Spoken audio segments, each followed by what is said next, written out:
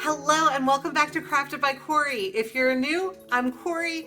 Welcome to my channel. If you're returning, thank you as always for watching. I appreciate you more than I can say. You guys are all awesome.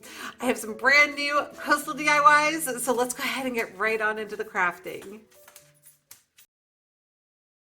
DIY number one.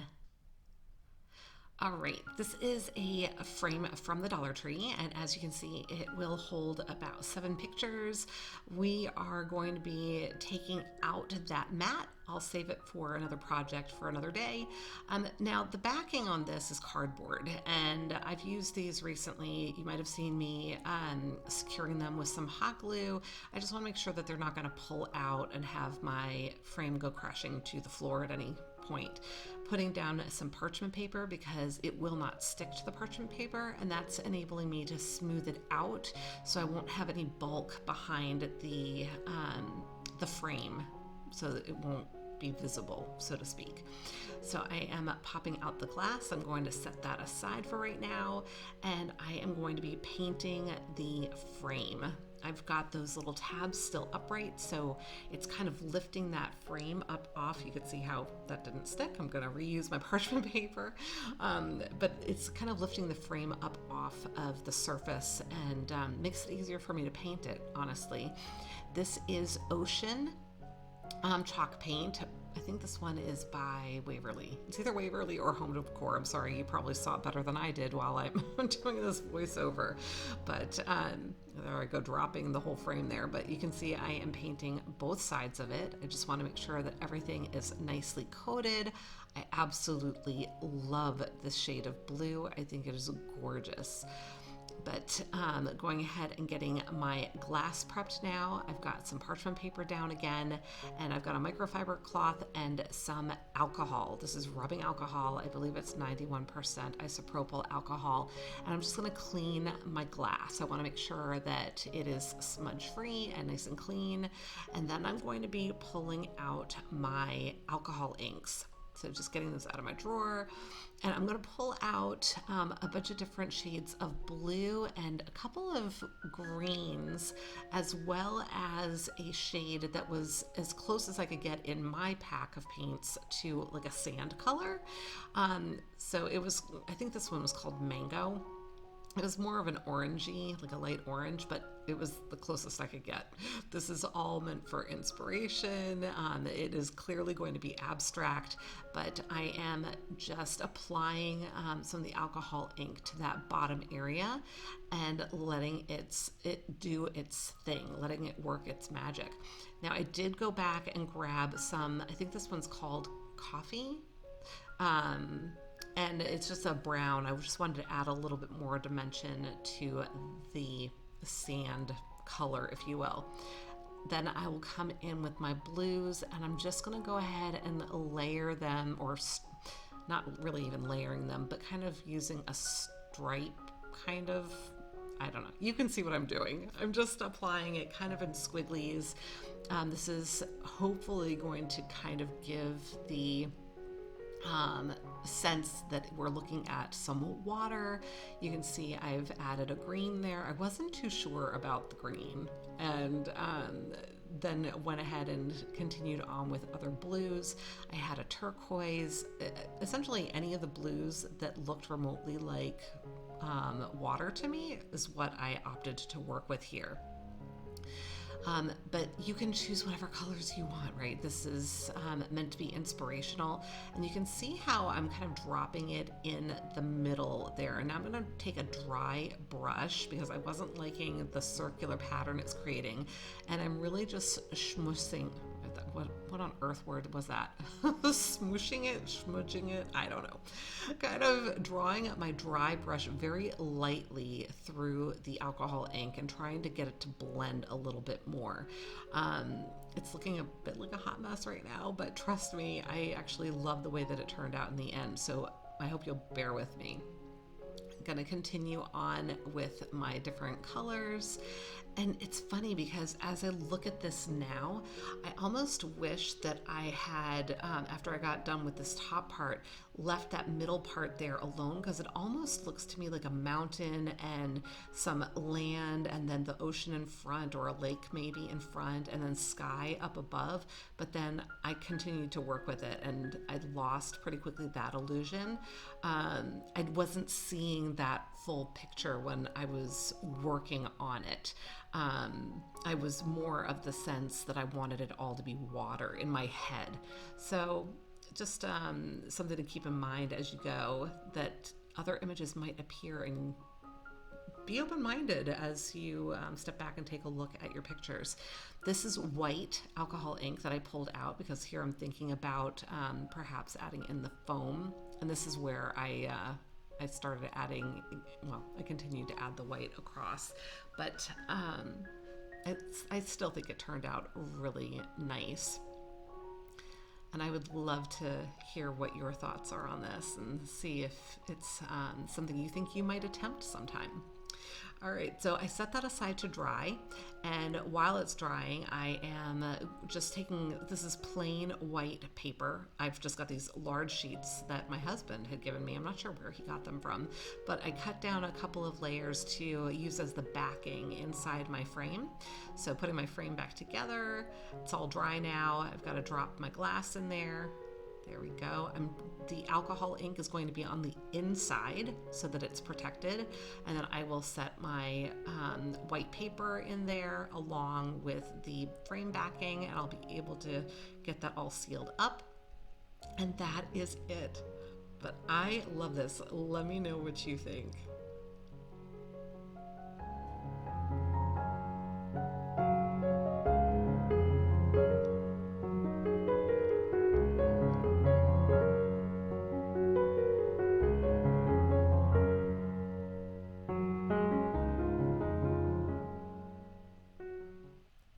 DIY number 2. All right, this is black foam core board from the Dollar Tree, and then I have these sticker tiles, if you will. They do have a little bit of a texture to them. I think they're meant for using as a backsplash in your kitchen. I think that's what they're supposed to be for, but I am just going to create some wall art here for them, or with them, I should say. I'm lining them up along the foam core board along the corner and then working my way in, but I'm going to put them as a square here. So you'll see I'm just making sure I get all of the edges nice and lined up so that the pattern all comes together. And you could certainly leave them with the silver if you so choose. I opted to paint this, but I wanted to make sure that the texture was going to come through. I didn't want it to be hidden, so you'll see that in just a little bit. But right now, I'm just taking my time and scoring the top layer of the foam core board, and then I'll go back through and cut it the rest of the way. So once I've got that all done, this is my agave chalk paint. And as you can see, I'm using a baby wipe because, again, I wanted it to maintain the texture of the pieces and just provide it with a little bit of color. So hopefully you can kind of see that we've still got a subtle design with the tiles, but it's now this beautiful agave color instead of the silver. And it does still have a little bit of a shimmer to it. So now I have my nautical rope that I've pulled out of my stash, and I'm going to apply that to the outer edge just to give it a nice clean edge and bring in that nautical feel to the piece. And this could, I would argue it could be for shore or it could be for the lake. I absolutely love lake houses. It's just, I grew up going to a lake house, and I always found it to be super peaceful and just loved being out on the water. So my inspiration is really for either or, but gonna get that all the way up to the top, making sure I'm securing it down with some hot glue. And then instead of cutting that off, I decided I was just going to knot it up and tuck it in and under just to create a little bit more inspiration. And I know I was just talking about the lake and all of that, but now I'm going to be putting a starfish on here, so I guess it really is more ocean than lake for this particular project. But hey, you know. So I'm just using a good amount of hot glue here to secure it in the middle of my design. And it's such a fun, simple, I think beautiful project, and it does not take a lot of time. Now this is some cord that I had in my stash as well. I'm just using a little bit of that to create a hanger on the back. I probably should have done this before I applied the starfish, but it was easy enough. Just made sure I had it lined up and centered the way I wanted it, and then added on a whole bunch of hot glue. And this is actually super light because the tiles are basically stickers and the foam core board is light itself, so it's gonna be easy to hang. But let me know what you think.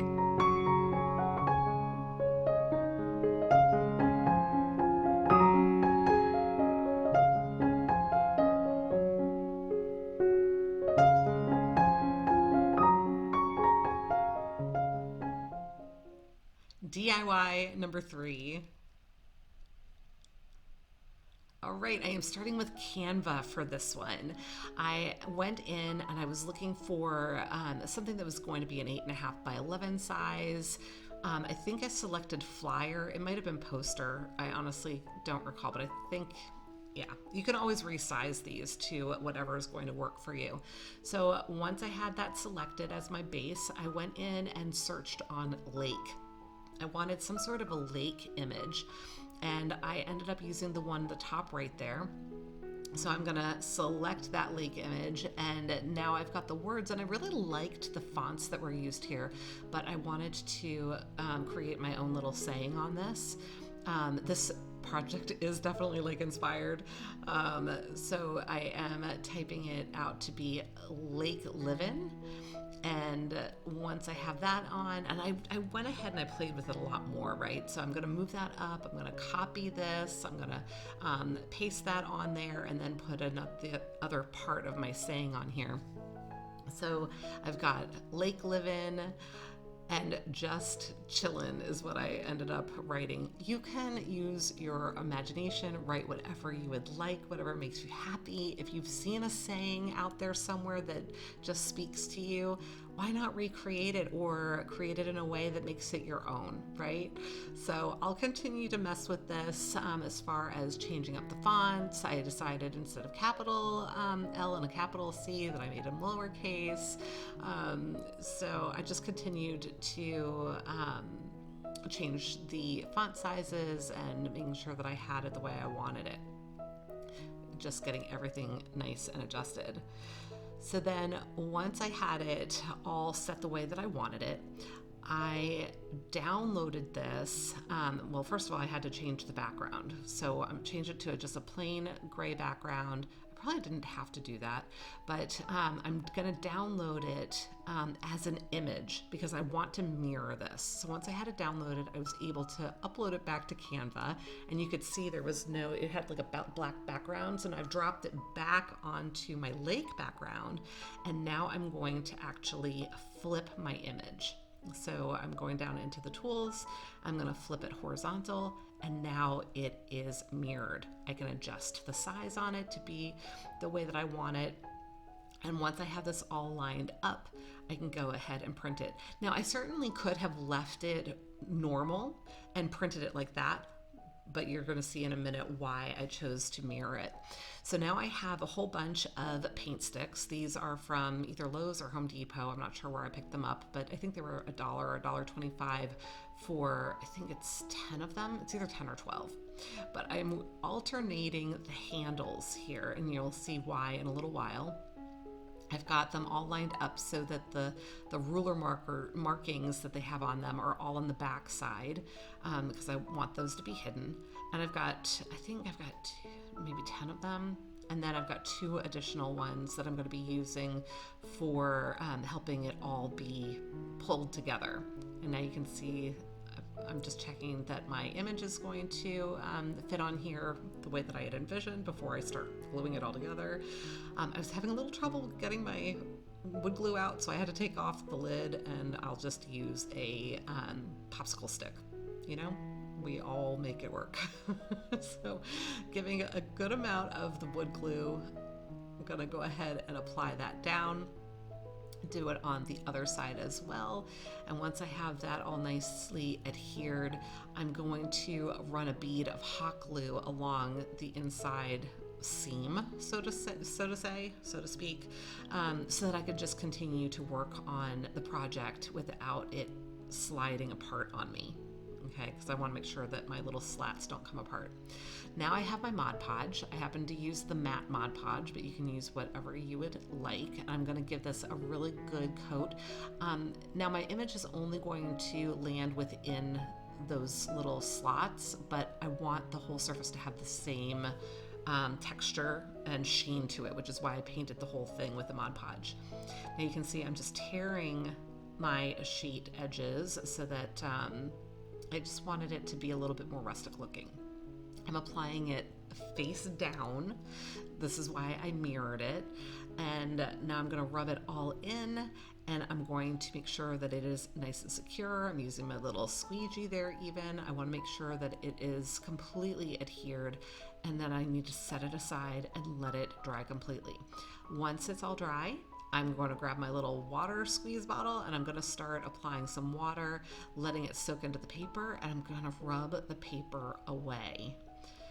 So I'm just taking my time. I want to make sure that I'm leaving enough of the image there. I probably would have done well to have, this image was pretty muted, and I probably would have done well to have an image that was a little bit brighter with the colors. I think they might have transferred a little bit better. This ended up being somewhat subtle, which is perfectly fine, but I also wanted to make sure, and this is a paper towel that I'm using in there also to help strip that away, but I wanted to make sure my words were legible, right? So now I have twine, and I'm just trying to decide where I want to start, but I'm essentially going to weave the twine in and out of the slats that I've created, or the holes that I created, by alternating the paint sticks. If I had kept them all going the same direction, we would have had holes on just the one side. And that could actually work as well if you were doing the picture the opposite direction. So if you're looking at it portrait right now, if you were to flip it and do it landscaped, you could run your cord across the top and create a hanger that way. So it doesn't have to be with the weaving, so to speak, going down both sides. You could do it across the top, right? And that would probably be even a little bit easier because your little holes would be a little bit wider, because you would have both sides of it would have the indentation for the handle. Hopefully I'm making sense in what I'm trying to describe. But as I was going, I was noticing that my image was getting dried out, and when it was dry, I was noticing that there was still paper there. So you could see I was going back in and applying more water and rubbing more of it away. And I ended up doing that a few times during this process. So my image, I just felt it was getting, my words were a little bit harder to read because my image was becoming fainter and fainter, and my words were white. So we're going to do a little bit something else with it that I had not originally planned, but I ended up loving the results. So you'll see that in just a minute. But in the meantime, I just continued to thread my twine in and out. I went from top to bottom and then came back up from bottom to top and just wove it in and around. Made sure that I had a nice loop at the top there, so that my hanger was created. So just going to continue to do that. And once I had it back up to the top, I'm going to tie that off. Just knot it. You can see I had knotted it on the other side as well. And just making sure that that's good to go. So we've got our hanger, and then I'll be able to tie that off and trim off the other. Here I'm adding some more water, and you can see I'm just wanting to make sure that I have all of that paper off. But again, I was kind of concerned about it being visible. So I grabbed out my scorch marker. I haven't used this in a really long time, but I love the effect that it makes. I was feeling like I was still picking up a little bit of the paper, so I was trying to keep my little tip clean with that paper residue. But I essentially just traced over the letters that were already there. And once I had that all done, I was able to grab out my heat gun and just use that on the areas where I had applied the scorch marker. And look at the letters start to reveal themselves. And I just thought it was super nice. It's nice and rustic looking, and having the burned wood with the images. I don't know, I just thought it would be really neat to have something like this hanging in a little cabin on the lake. So let me know what you think of this one.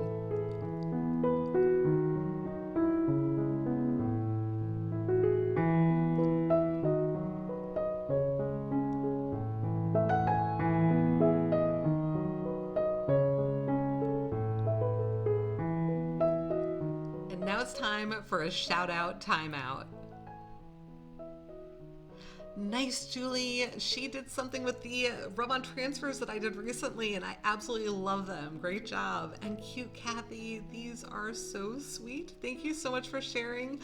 I would love to give you a shout out as well. If you have any interest, just send me an email at craftedbycorie@gmail.com.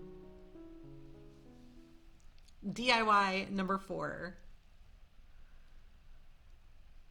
All right, Christmas bulbs, because why not, right?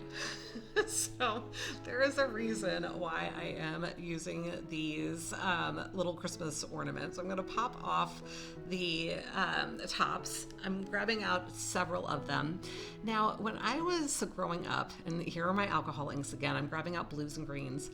When I was young, and actually even as I grew up, my grandmother in New England always had a bowl on her dining room table that was filled with these, I think they're called fishing orbs or fishing floaters, but they were these glass, I think they were hand blown even, colorful balls, and she always had them in blues and greens on her dining room table, and I thought that they were so pretty, and I don't know what made me think of them.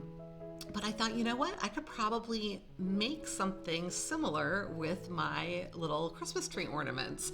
So I pulled out my alcohol ink, and I wanted to make sure that it was going to be able to make its way around the inside of the ball without too much struggle, right? So this time I'm using alcohol. I added a little bit of alcohol in here to kind of thin it out and help it move around. Now, not too long ago, I did another project where I stained the glass. It was a larger, I don't know if it was a vase. It looked like a fishbowl, right? And I had used water to thin out my alcohol ink. Then I thought, oh, you know what? I'll use some alcohol. Why not? That should work even better. You know what? I will admit, I think the water actually worked better for this purpose than the alcohol did. So if you are trying to thin out your alcohol ink and you're trying to make sure that you've got an even stain on your glass, I recommend using a little bit of water as opposed to adding alcohol to this, because they ended up getting streaky as they dried. You could see that I was having a little bit of a struggle there. I've got these set up on paper towel. Eventually I did pop them into little candle holders with some paper towel on the bottom to catch the ink. But if you have an egg crate or something like that, that'll work wonders.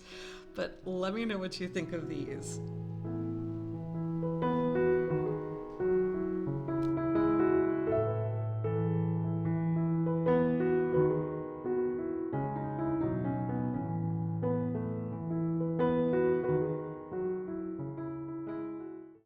Okay, everybody, that's it for today. If you enjoyed the project, remember to give me a big thumbs up, leave me a comment, let me know which one was your favorite. And until the next time, be well, be kind, and make it a great day. Thank you so much for watching. Take good care.